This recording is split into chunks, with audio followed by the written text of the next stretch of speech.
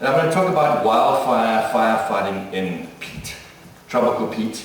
I've been operational in high latitude peat up in Canada, down in South Africa, which is also considered high latitude peat. And now recently, I was in Indonesia in 2015, when Indonesia went explosive. And I learned some very, very valuable lessons, and every single fire is a new lesson anyway. But this had some very special things that I couldn't find recorded anywhere else. So let's have a look. Indonesia, I'm sure you all know where it is. I was operational down here with a team of 50 firefighters, and I was the incident commander for the incident management team that was down there in a place called South Sumatra. Indonesia is a very, very big place, bigger than you think. Desperately, desperately hot. So what is peat? You get different types of peat. You get your tropical peat and you get your high latitude peat. And very basically, it's the accumulation of biomass, where the accumulation is higher than the net deficit. There are many, many, many papers written about peat, and they all vary so much. And my assumption is that it varies so much is because there are so many different variables involved. It's an anaerobic process. You've got to have a very, very specific environment for peat to be able to grow. And bottom line is that it is incredibly precious, but we'll get to that. Peat can only form under a closed canopy, multi-story canopy, especially in tropical environment. Because you'd think that with a very high rainfall, they average between 2,000 and 4,000 millimeters per year. You would think there'd be a very high decomposition rate. The anaerobic acidic process is what slows it right down. But you've got to have the multiple humidity levels, because every level of that forest is going to be different, and it's going to have different biomass and different plants and different structures. And it needs to have water. It's got to have water sometime in its life cycle. In its life cycle. It varies. The scientists vary between 1 millimeter per year and 13 millimeters per year. Where we were, I think it was somewhere around 10, because there hadn't been very much growth over the last 5 years when the actual area was cleared. The trick with peat is that any moisture content less than 55%, it will burn. Now picture an entire environment.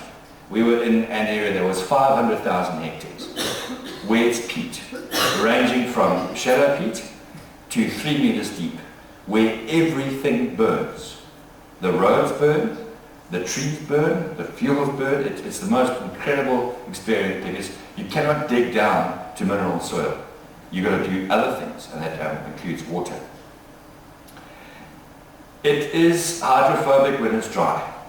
When it's dry, you put water onto the top and it beads into these little balls, and it goes nowhere.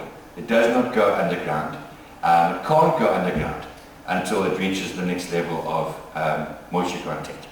Picture a sponge in your bathroom. When your sponge is very, very dry, it takes a couple of seconds to get it wet again before you can wash with it.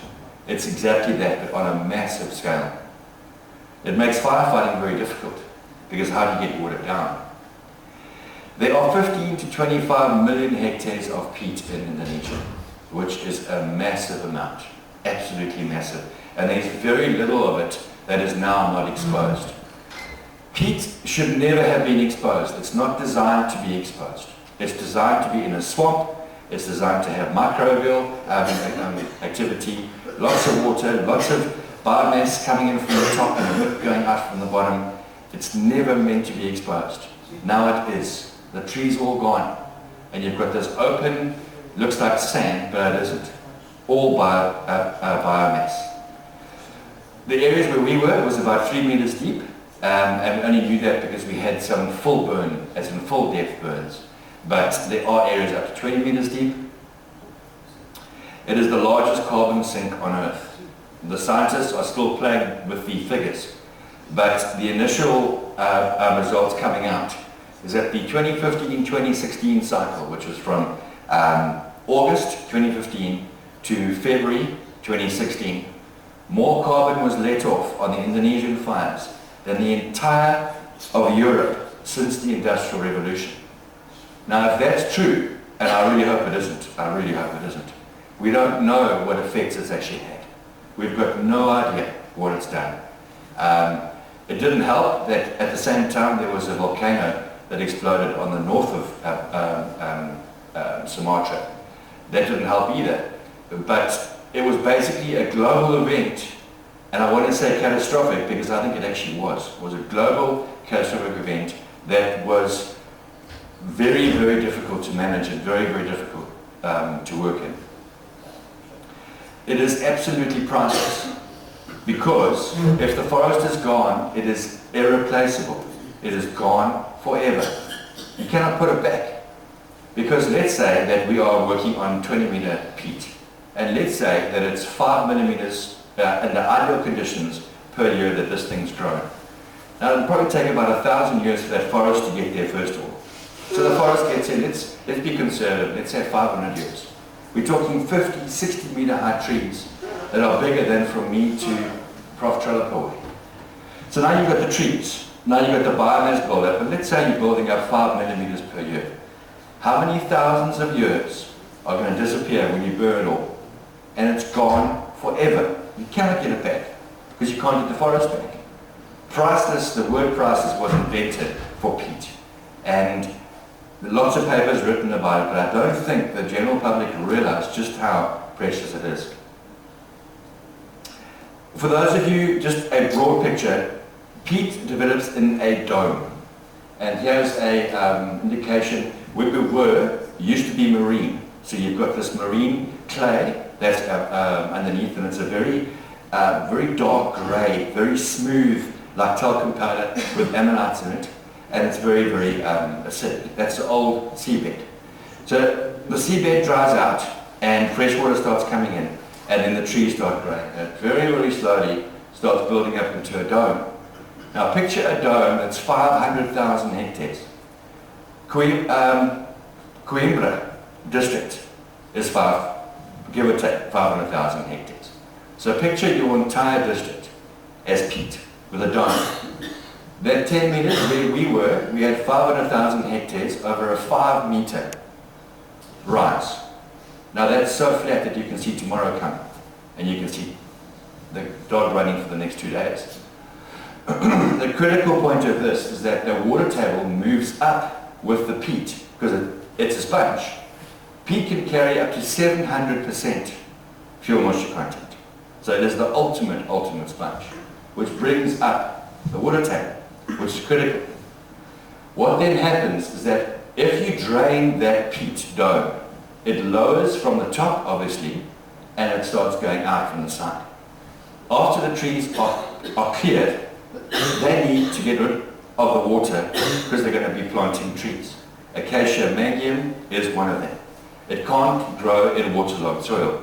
So you start making these drainage canals in a grid pattern. I think I've got a picture of that. And it just sucks it out. Here's the trick, is that the water table is where the first trouble starts off with. If you've got, it's actually easy with my hands, 500,000 hectares, you've got 5 meters at the top, sea level is 0 down here. And you make drainage canals all the way through your 500,000 hectares. It's going to drain out to sea level because all of the rivers are tidal. So at 0, as in mid-tide, there's no flow. At a low tide, it sucks it out. If you want to drain the dome, you open up the canals at low tide and it sucks it out. Let's say you've got a tidal reach of -1 + 1. -1 sucks out 1 meter. The moment the tide turns, you close it because now you want to get rid of that water. Then you go to high tide, you leave it where it is. Low tide comes again, you open it and you go -1. And all you do is slowly take out of the sponge until you reach the sea level, but it's a flat sea level because now the sponge is now denuded. You cannot, there's not enough time in a tidal reach to put that water back in on a low tide, high tide. So you can't say, well, high tide we're going to open it and we're going to get 1 meter flow coming back in again because of the distance. It's going too far. 6 hours comes, you have to close it again because now the tide's starting to now fall. Bottom line is, once the peat dome is drained, you cannot fill it up from underneath. It's physically impossible. It's got to fill up with rain. What happens then is that you get an El Nino cycle. And an El Nino cycle happened in 1997, and it happened again last year, and that's it. Because then that peat gets so dry that it's actually explosive. The firefighters will know what a dust explosion is. You take a handful of this sand, it's not sand, it's biomass, and you throw it onto open flame, and you get dust explosion. It's like that all the way down to whatever depth the water table is. And if the water table is at -2, that entire 2 meters is dry like that. So water is pretty critical. Peat fires, we all know what peat fires do. They start on the surface, and it's one of the most important things to remember. It always starts on the surface, it transitions subsurface, and it cruises along underneath, it then pops up and burns somewhere else. The only way to put it out is to put it out from below, because you cannot get enough water in from the top. So what does all this mean? This is what it looks like. The existing systems that we saw and we monitored. This is the peat dome. Those are the drainage canals going directly into the rivers, which are tidal. There's only one way to do it safer. I'm not saying that it's right that it's all the trees are gone, but there's only one way, and that's to do it in contours. Because then, in the contour, what you do is that you compartmentalize the dome in contour lines, which means you can drain enough per level to be able to keep the wetting levels or the hydration lines high enough to not drain everything out of the top and into the bottom. So what happens is this. You have a surface fire started by people. The fires that we saw were started by people, and you're burning in about 5 tons a hectare. I'll show you what it looks like shortly. You have your vertical live fuels, which are your acacia mangan, all different age classes. Then you have your surface fire on the top. Subsurface, it almost immediately, in fact within 1 hour, it starts transitioning subsurface. Obviously, depending on the water table, which is down here, which you can't see. You have to dig to go and find it. Then something very unusual happens.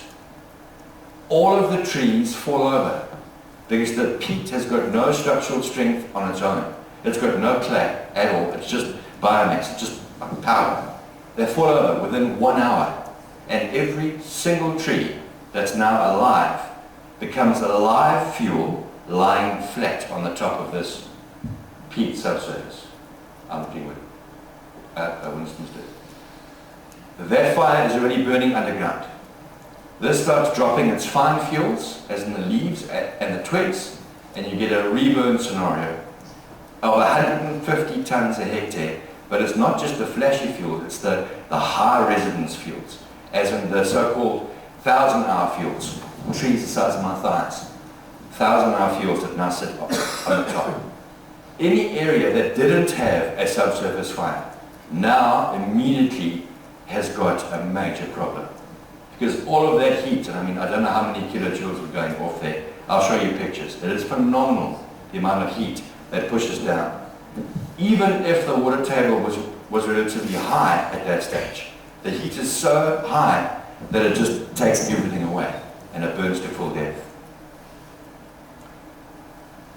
It's the reburn that actually causes the high smoke volume.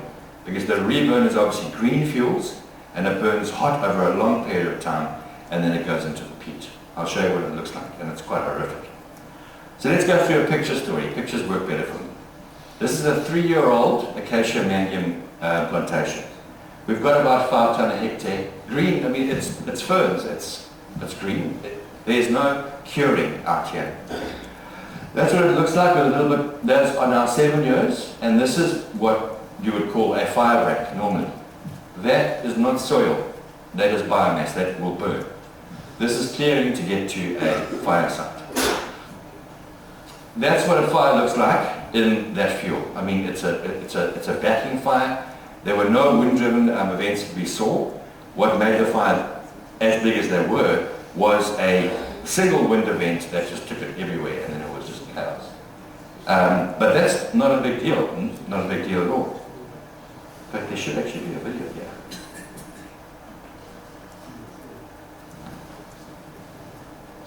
That's a fire anywhere in the world, not a big deal. Hunking along, what you'll notice is there's a tree that's already fallen over. Within 1 hour, the first tree starts falling over, because there's nothing holding it together. So this is we're flying back from the one operational area, and we found a new fire that had come out of an old peat fire, and it is now burning in standing 7-year-old mangan. And let's have a look. That's what it looks like. It's starting to fall over. This is 24 hours later. The resolution, can we turn off these lights by any chance, please? I don't mind staring in the dark. Turn off these ones. There we go. You see the trees that have started falling over. They don't fall over with any wind events. They don't fall over the same direction. They just fall over. Now picture trying to fight a fire on this boundary over here. We've already held the actual fire. You've got to work under the green canopy, otherwise the tree's going to fall on your head, because it's going to fall over, guaranteed. So this is 24 hours. That's 48 hours. Look at them all. They all look like this. Those are 20-meter high trees, and they've all fallen over. This is well, that's a little bit closer. They all just fall over, every single one of them. The fuel escalation is on a scale that I've never, ever seen before. Then you have the phenomenon of the peat fire, which was underground, resurfaces, and it starts burning on this heavy fuel. That there is about 5 meters high, as in the actual fuel stacking is about 5 meters. Picture trying to fight that fire. Do you think you can fight that fire? As I can tell you right now, you can't. It's too late. It's over. It's done. That is one little sector where you're now starting to get your flanks up and running. There's very little wind out there, but you've got a clear left flank, right flank, and you have got a head. As looking from the other direction, this grey colour is one of the first indicators that you are subsurface, you are in the ground. It's done. So let's zoom out a little bit. That's what you start finding. What you can't see is that as far as you can see, as far as this picture goes, it's exactly the same scenario. Now, if any of you have ever seen large-scale forest fires, you'll know that that is a massive area all by itself. 100,000 hectares, give or take. Then it goes in deep. And this is an example of green fuels. This is all burning, as in burning FLIR camera, it just goes bright red, boom, the whole thing. That's the green fuels torching off. Another one that is not being driven by wind. I'll show you what's driving it now. What do you think this black section over here is? What we had was a convection column that was fully developed for 2 weeks. Now picture, operational guys, picture how much fuel you need to have a fully developed convection column breaking through a 2,000 feet thermal inversion for 2 weeks. For 2 weeks we had that. When we eventually get to the science and we managed to measure how much fuel was there, I don't think we're going to believe what the figures are, because I don't know what it takes to make that stand for 2 weeks. I really don't. All I know is that it is phenomenal. That's what it looks like under the inversion layer. That's not a camera that is shaking or a bad resolution camera. That is the convection column there. That entire line is then burning and then just sucking up. I think I may have a video. Hell on earth. That's what it looks like when you fly down next to it low level.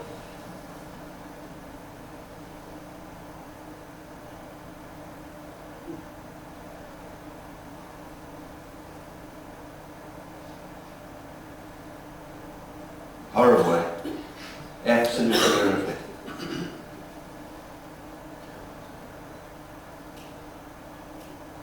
We eventually got that compartment out. There was a 300 hectare compartment. That there is, we are now pumping water back in again, as in we're pumping water out of the rivers and we're staging it because this was quite high on the actual dome. So we had to stage it in locks. We had to pump to a certain point, pump to the next lock, close it off, close it off. Millions and millions of litres and pumps running everywhere to try and get it right. But that's 300 hectares that's cooking off.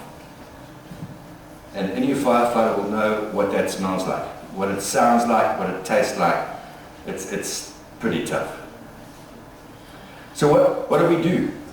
Here is the main peat fire, and this is a real operation of how, I mean, you can't just look at the problem and say, well, that's it, it's the end of the world. It's not the end of the world. What are you going to do?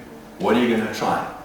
And we developed tactics whereby we used direct attack on peat fires and on standing trees, which was very unusual at the time.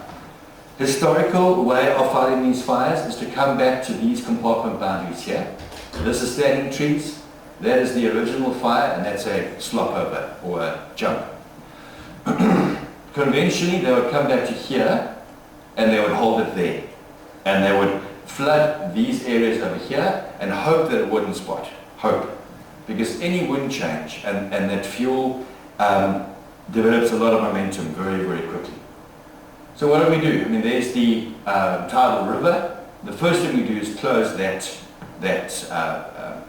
canal, and we start pumping. The biggest thing is to get water to as many of the access points as you possibly can. It's not just pumping from there, you also dig down. And you'd think that digging down would be the wrong thing to do. You've got to find the water table. Because what's going to stop that fire on those perimeters? Water, only water. There's no mineral soil. You cannot dig down deep enough to get to mineral soil. You've got to pick up the water table. And once you've got the water table, try and literally pump the water table back up again. So the first thing you do is run, these are excavators, and you open up all of those drainage canals and you make them deep, really deep. And you open up and you try and get as much tidal reach as you possibly can. Because here you've got square compartments, it's very easy. You've got access to get you can actually build. You then put fire teams in to where the water is going to be. Now this doesn't take 2 hours, trust me. This can take 2 to 3 days to be able to get the water in there. Because without water, you cannot put the fire out.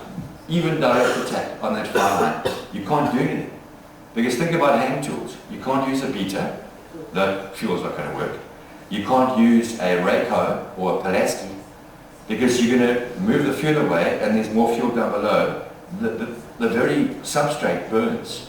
You've got to have water. Those crews are then fed with water all the way through, and what they do, they then go direct from their area of, from their access point. So they just move out, left and right, all the way through. As soon as they get on that line, they've got to go very fast. Because 1 hour, the first tree is going to fall over. Within 1 hour. So they've got to start clearing it out. What you'll notice here as well is that there's a subsurface fire, and we developed techniques where we push the water in, as in deep into the actual peat, and we put out the subsurface fire with focus teams. And that's very technical. I'm not going to go into it now. And it's very hard work. But if you catch that fire quick enough, you can put it out. You do not have to lose this entire compartment. You don't have to lose it. The keys are coming shortly. So that's an example of a team of excavators that are deepening the canal out. This was on that right flank of the last picture. This burned last week and the trees are already fallen over. This is the standing compartment that we are now trying to save. And all they're doing is just digging down. This may be a video as well. No, not a video. In between they need fuel. This is a very ingenious way of refueling your excavator. You get your friend to pick up the fuel drum over there, and he picks it up very, very gently, and you put your siphon hose in and you refuel. This is the sort of living conditions that you are working in 24 hours a day. The temperature there is 38 degrees. Humidity is 85 to 90%. It never cools down. There's no wind. that is not cloud, that is smoke. You are working in the smoke 24 hours a day. You don't want to know how many parts per million were in the sky. Just don't go there. But they do lots with very little. And you think, well, this is incredibly primitive. You'll be amazed how effective it was. This, I think, is a video. They are masters with their machines. And they're basically, there's a canal, a drainage canal, that they are picking up down through here, and they're pushing water there. There's the fire right there. And all their job is to do is to get water up as much as possible, as fast as possible. They'll go like that for 24 hours. You'll wake up tomorrow morning, next duty cycle, and there's water in the canal.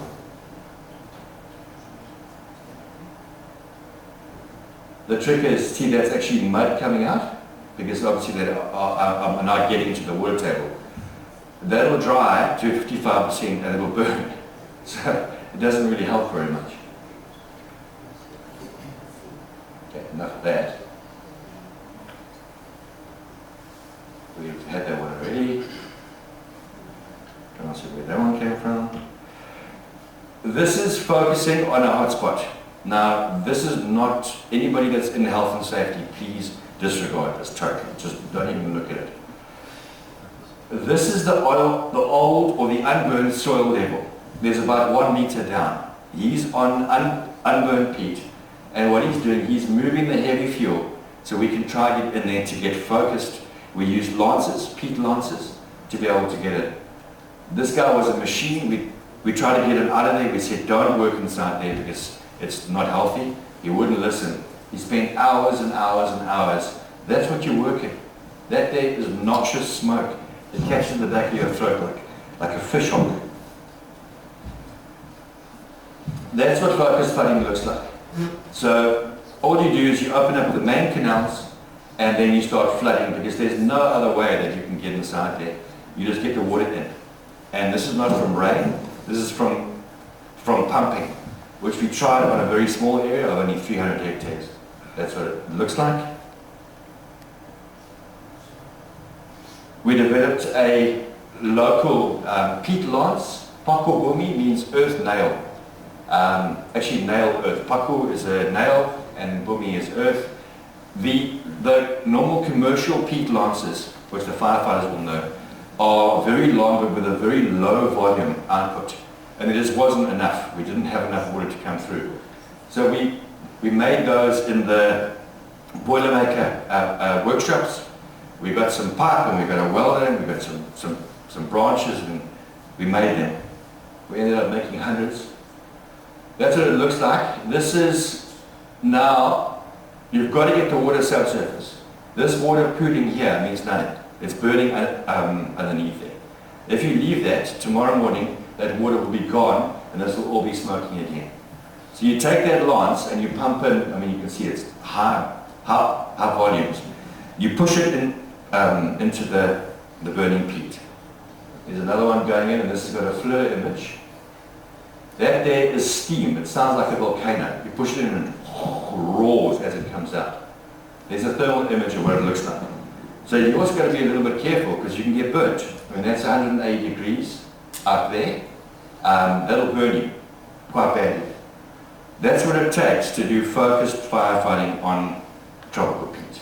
It is incredibly hard work. That lance is heavy. We tried lighter ones and it melted. We tried thin wall aluminium and that just melted at the bottom, so that didn't work. The trick is as well is that the local folk are quite small, and the moment we turned away, they would put it down and just spray the water over the top again, because it was really hard work. It's very labor intensive. You are working on logs like that all day. The trick is, I mean, this is not cloud, this is smoke. In some of those areas, if you fall off that log, they will not find you, because you'll drop into 2 meters of burning peat. You'll be gone, as in gone. There'll be no trace of you left. So it's a little bit tricky, especially when they are still quite green, because they're slippery. So there were some safety factors we had to look at. That's the Indonesian military. They were giving us a hand, and one of our firefighters. It takes a lot of people. There are 4 agencies in this picture here. This here is burnt peat. The grey is still burning, that is burnt and then out. And it's basically targeting all the way through. Picture how much work there is over 100,000 hectares like that. Some more high fuels. So that's what it looked like when we first got there, with a very strong thermal inversion and a very powerful convection column. When we left, it looked like that. It's still not out, but those areas we just couldn't get to, we were hoping for the rain, and the rain eventually came. But there were areas in here where it burned to full depth, as in, let's call it 2 meters, and it then filled up with water from the rain. And the problem is the water is so acid that if you taste the water, it's like sucking a 9-volt battery. If anybody's ever grabbed a battery and put it onto their tongue, it bites you. It's so acid, which means that nothing will grow in there. You cannot grow trees because the clay is sterile. You cannot put fish into the water because it's acid. You cannot grow prawns. There's nothing you can do. You just get these 100-hectare sized dams, which is incredibly sad because it's all gone. In conclusion, and one of the biggest things that seems so obvious, but it was overlooked, all peat fires start on the surface. They do not have to transition subsurface. Initial attack, early detection, and getting to the fires quickly is absolutely critical. Emergency services have got a 1 hour, the golden hour. There's a golden hour with peat, exactly the same. If the water level is low, you've got 1 hour before it starts going underground. And sometimes the only way to see it is with thermal cameras or your hand, cold trailing. Otherwise you can't see it, it just goes down. Being a surface fire makes it exactly the same as any other fire in the world, which kind of shocked a couple of people. It's not as special as people made out to be on the surface. It's when it went underground. That's when it's impossible. Once a fire is fully embedded in that peat, there's nothing that humans can do. It doesn't matter what you throw at it. You are either flooded or it's going to rain, but it's going to rain lots. There's no other way. And the flooding is not as easy as flooding an area the size of this room. It's a very, very large landscape. It's a very difficult operating environment. You are wet all day, not from water, but from sweat. It's dusty, it's smoky, your eyes are buggered, your throat is buggered. It's very, very, very tough because you can never leave the environment. The entire area is under smoke, and that's it, that's where you are. Aircraft do nothing on a fire like that. Please don't let anybody tell you that aircraft would have solved that problem, because it's not true. That a fire is so hot that any water on the surface just evaporates, it steams, and it's gone. There's nothing you can do with the aircraft.